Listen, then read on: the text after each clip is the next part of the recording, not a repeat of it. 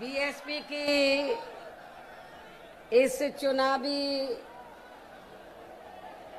जनसभा में आए हुए पार्टी के सभी छोटे बड़े पदाधिकारी एवं कार्यकर्तागण, आज आप लोग देश में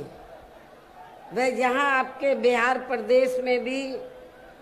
लोकसभा के लिए हो रहे आम चुनाव में अपनी पार्टी के उम्मीदवारों के समर्थन में मुझे सुनने के लिए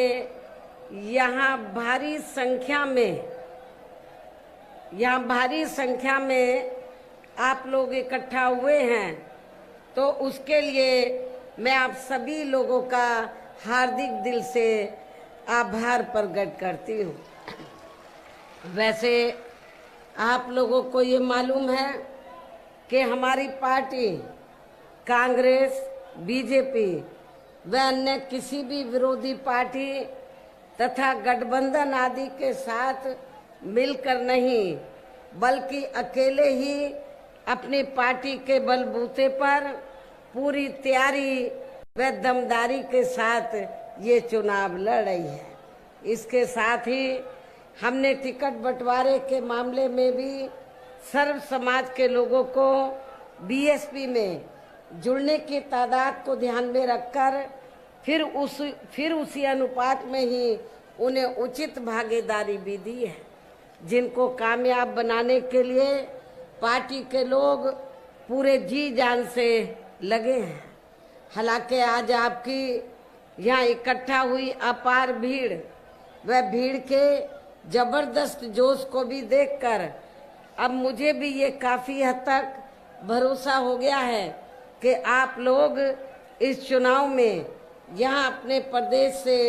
अपनी पार्टी का बेहतर रिजल्ट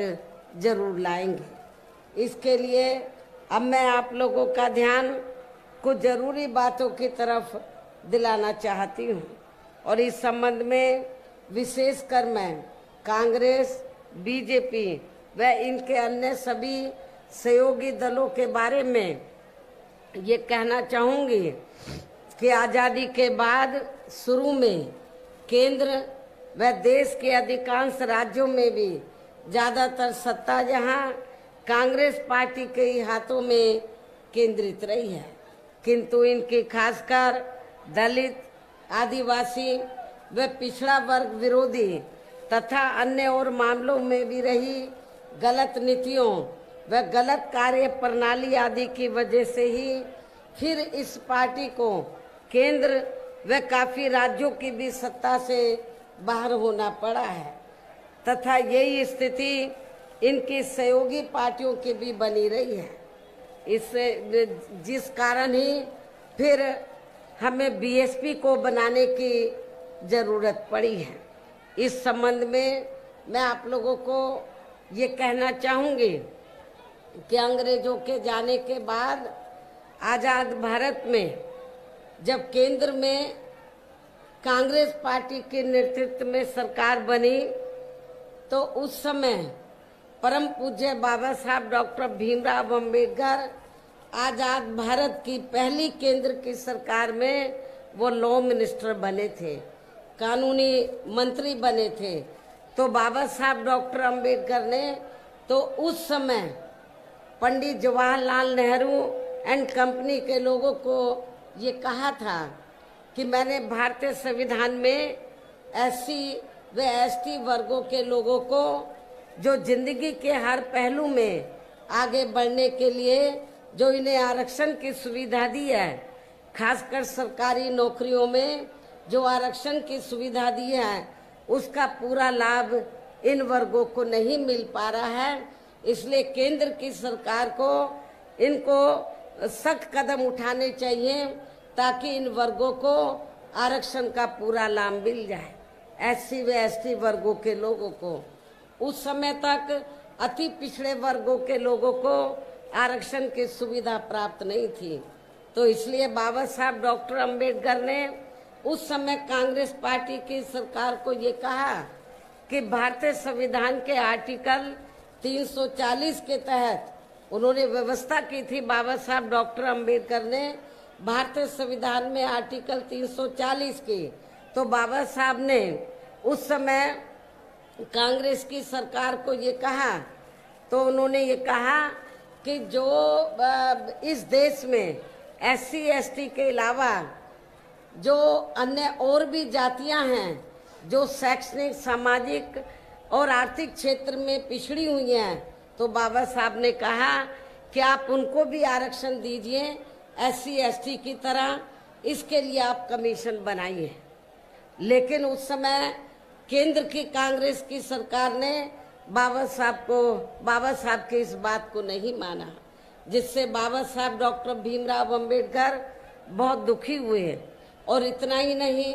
हिंदू कोड बिल के जरिए वो ये चाहते थे कि इस देश की महिलाओं को भी पुरुषों के बराबर का हक मिले। और भी बहुत से कारण थे जिसकी वजह से तो बाबा साहब डॉक्टर अंबेडकर को ये लगा कि जब कांग्रेस पार्टी बाबा साहब की बात को नहीं मान रही है, संविधान के हिसाब से नहीं चल रही है, तो फिर बाबा साहब ने ये फैसला लिया कि ऐसी सरकार में लॉ मिनिस्ट्री के पद पर बैठने से कोई फायदा नहीं है। उन्होंने लॉ मिनिस्ट्री से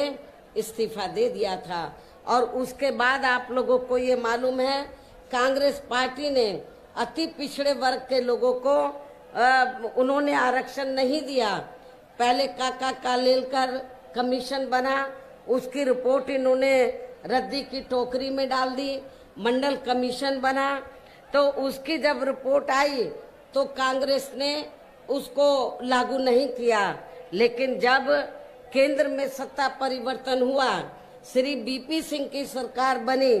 तो उस समय वो देश के प्रधानमंत्री बने, तो वो चाहते थे कि BSP का भी समर्थन उनको मिलना चाहिए। हमारे कई मेंबर पार्लियामेंट थे लोकसभा में। उस समय मैं भी 1989 में लोकसभा में चुनाव जीत कर आई थी। तो हमने श्री BP सिंह को ये कहा था, हमें आपसे कुछ नहीं चाहिए, ना मिनिस्ट्री चाहिए, ना कुछ चाहिए। हम आपको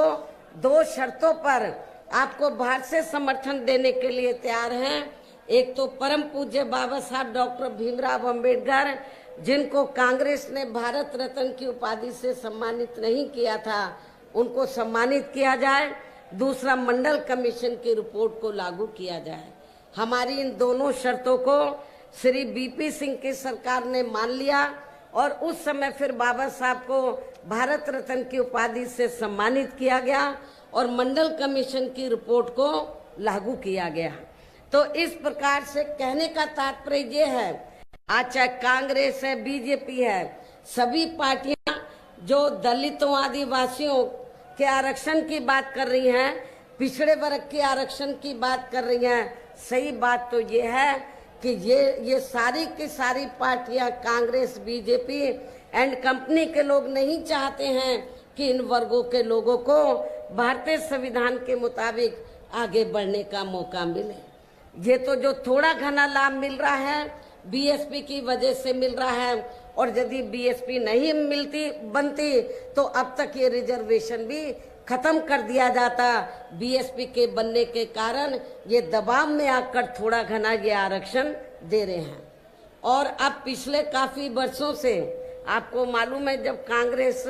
ने भारतीय संविधान के हिसाब से अपनी जिम्मेवारी को नहीं निभाया, बाबा साहब को लॉ मिनिस्ट्री से इस्तीफा देना पड़ा और फिर हमें BSP बनाने की जरूरत पड़ी। आगे चलकर फिर हमें BSP बनाने की जरूरत पड़ी। और इतना ही नहीं, कांग्रेस की दोगली नीति की वजह से, कथनी और करनी में अंतर होने की वजह से कांग्रेस केंद्र और ज्यादातर राज्यों की सत्ता से बाहर हो गई। और अब पिछले काफी वर्षों से BJP एवं इनके सहयोगी दल केंद्र व अधिकांश राज्यों की भी सत्ता में काबिज हो गए हैं। साथ ही इनकी भी, यानी कि BJP की भी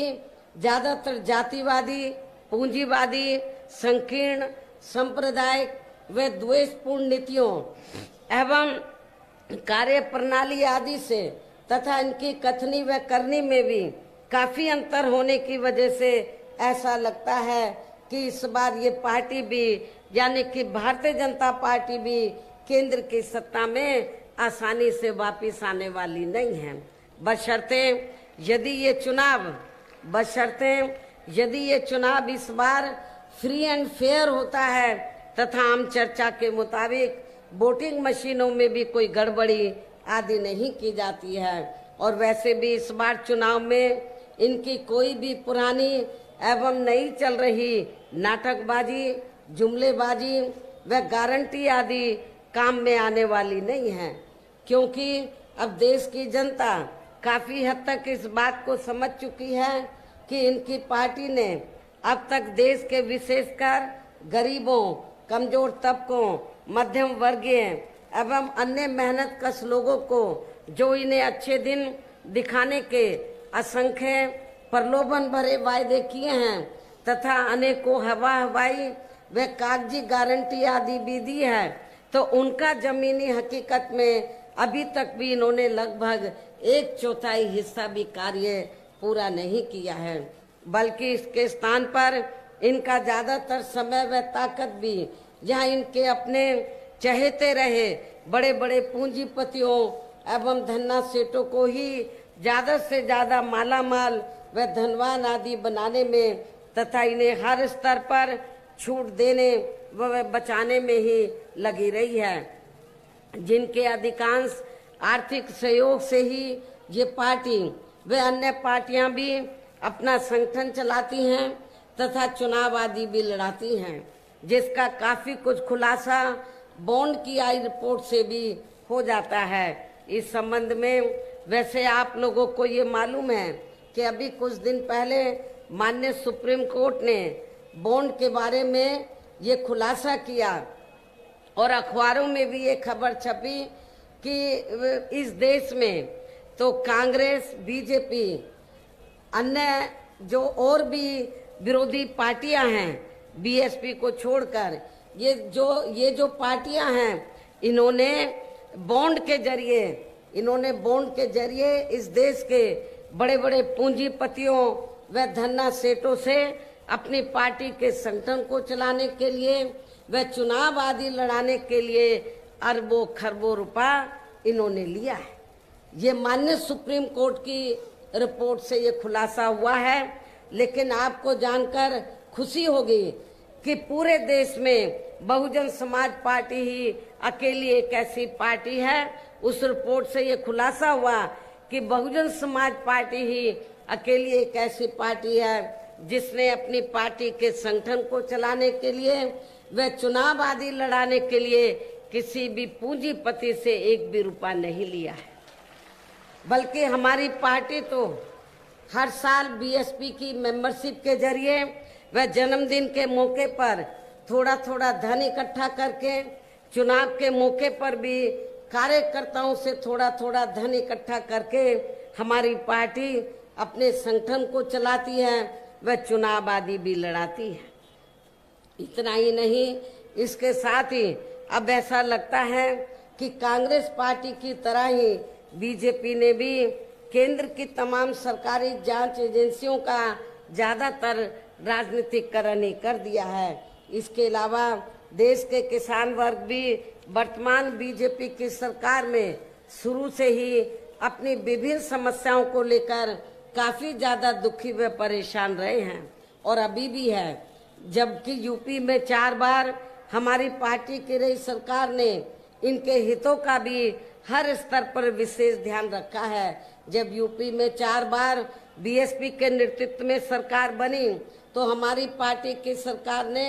किसानों को समय से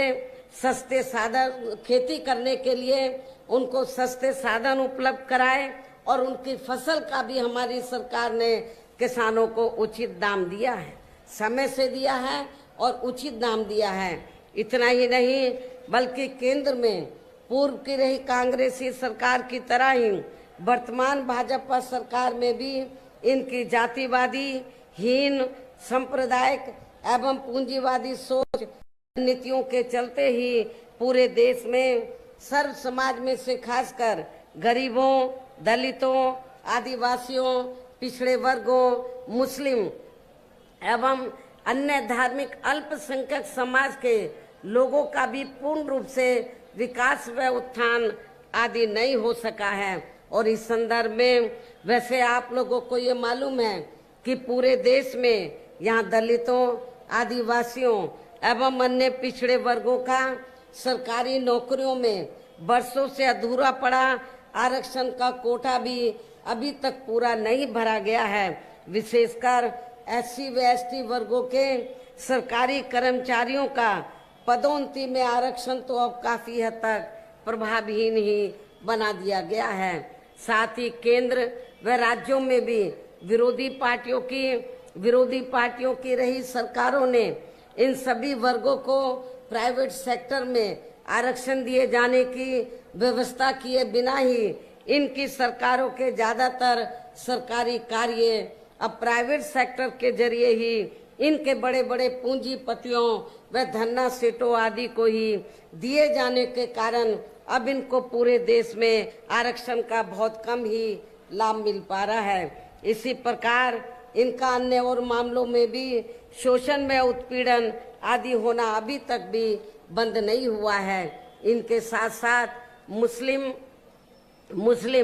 व अन्य धार्मिक अल्पसंख्यक समाज के लोगों की भी हालत हर स्तर पर यह काफी ज्यादा खराब व दयनीय बनी हुई है, जिसका काफी कुछ खुलासा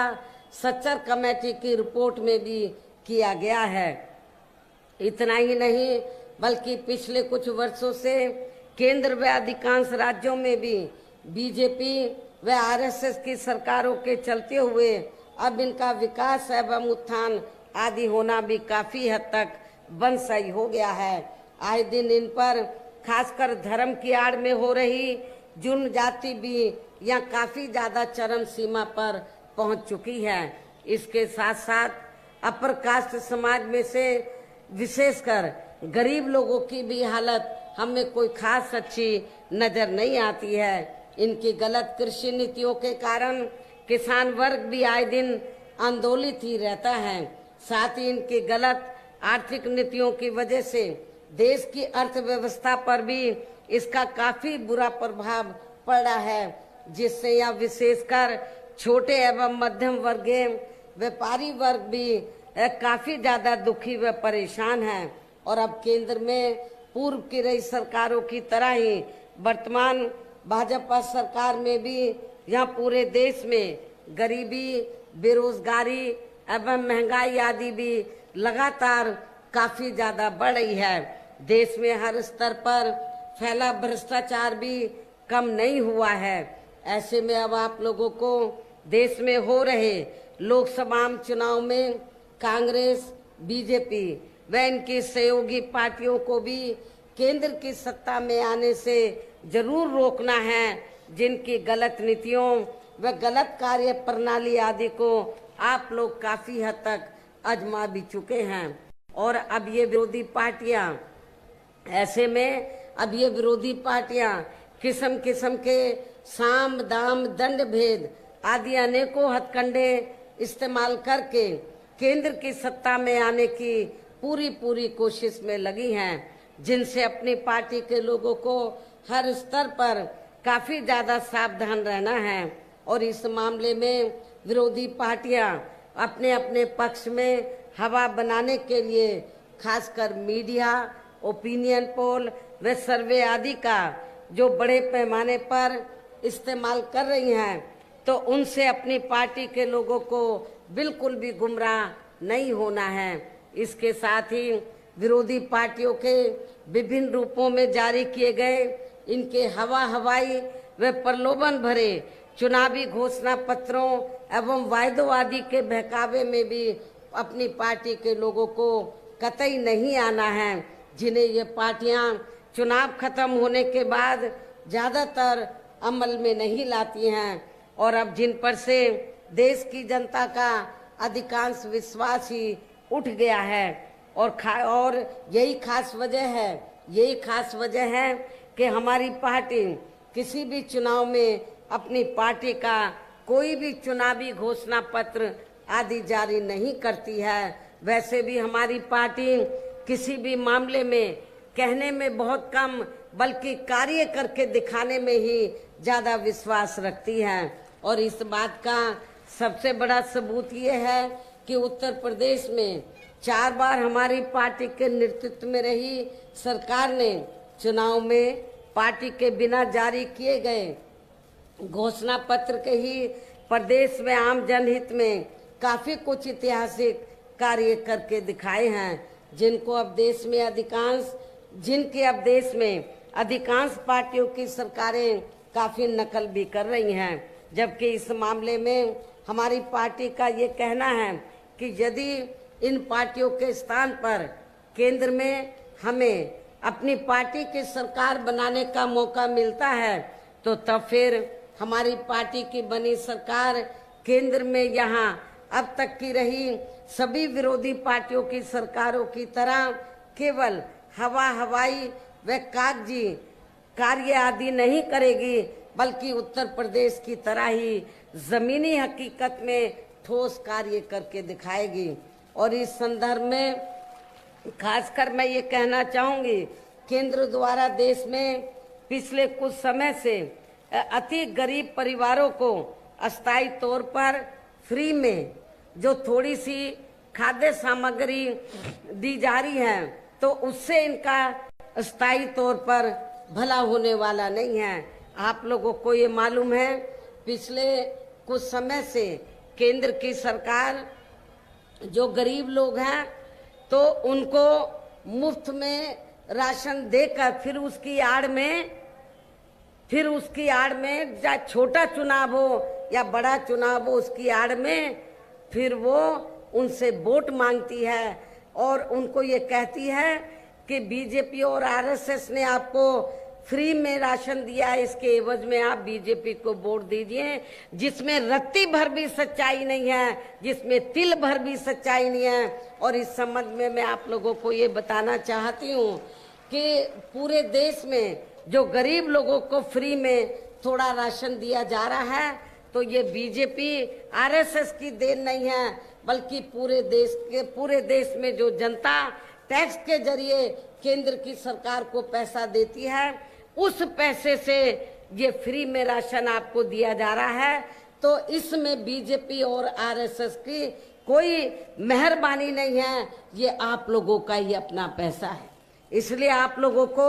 इनके बहकावे में बिल्कुल नहीं आना है। आप लोग अपना नमक खा रहे हैं, बीजेपी और आरएसएस का नमक नहीं खा रहे हैं। आप टैक्स से पैसा भारत सरकार के पास जो देते हैं, उससे आप लोगों को थोड़ा घना ये फ्री में राशन देते हैं। तो इसके भी बहकावे में आप लोगों को आकर अपना वोट बीजेपी को नहीं देना है। और वैसे भी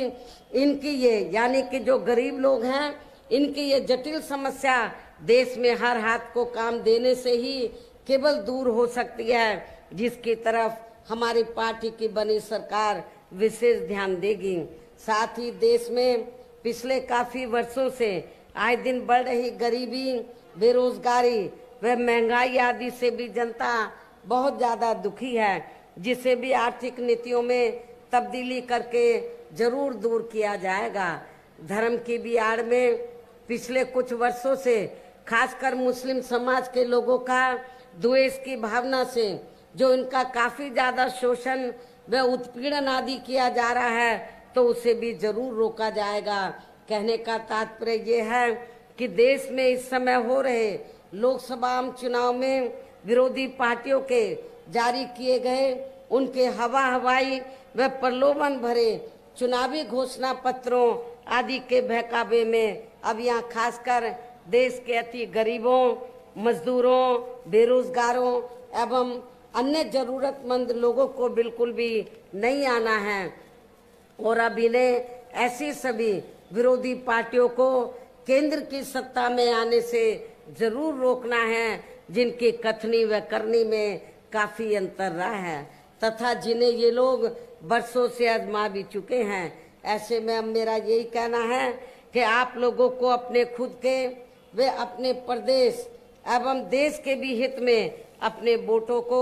या कांग्रेस, बीजेपी व अन्य विरोधी पार्टियों को न देकर केवल अपनी एकमात्र हितैषी पार्टी बहुजन समाज पार्टी को ही देना है, जो ये पार्टी उत्तर प्रदेश की तरह ही केंद्र में भी अपनी पार्टी की सरकार बनने पर फिर पूरे देश में यह अपनी पार्टी की सर्वजन हिताय व सर्वजन सुखाय की नीतियों पर आधारित सरकार चलाएगी। इसके साथ साथ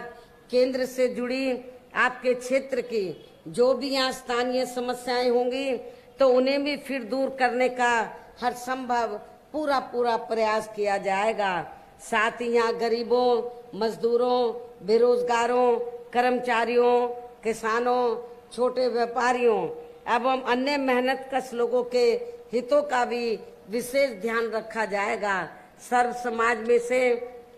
खासकर दलितों, आदिवासियों, पिछड़े वर्गों, मुस्लिम व अन्य धार्मिक अल्पसंख्यक समाज के लोगों के विकास व उत्थान के साथ साथ हर स्तर पर इनकी सुरक्षा आदि के लिए भी प्रभावी व ठोस कदम उठाए जाएंगे और तभी फिर यहाँ वास्तव में अपने देश के महान संतों, गुरुओं व महापुरुषों में भी विशेषकर महात्मा ज्योतिबा फूले, श्री छत्रपति शाहू जी महाराज, श्री नारायण गुरु, बाबा साहब डॉक्टर भीमराव अंबेडकर एवं मान्यवर श्री कांशीराम जी आदि का अधूरा सपना जरूर साकार हो सकता है, जिनको यूपी में हमारी पार्टी की रही सरकार द्वारा हर स्तर पर पूरा आदर सम्मान दिया गया है। इन्हीं खास बातों के साथ ही अब मेरा पार्टी व मूवमेंट के हित में यही कहना है कि हमारी पार्टी ने आपके बिहार प्रदेश में जिनको भी लोकसभा के लिए चुनाव के मैदान में उतारा है जो और उनमें से कुछ प्रत्याशी यहाँ आपके सामने मंच पर भी मौजूद हैं, तो उन्हें आपको जरूर कामयाब बनाना है, जिसके लिए यहाँ पार्टी के केंद्रीय व स्टेट के कोऑर्डिनेटर तथा स्टेट की पूरी कमेटी व यहाँ के अन्य सभी स्तर के छोटे बड़े पदाधिकारी एवं कार्यकर्तागण आदि पूरे जी जान से लगे हैं। और अब अंत में मेरा यही कहना है कि आप लोगों को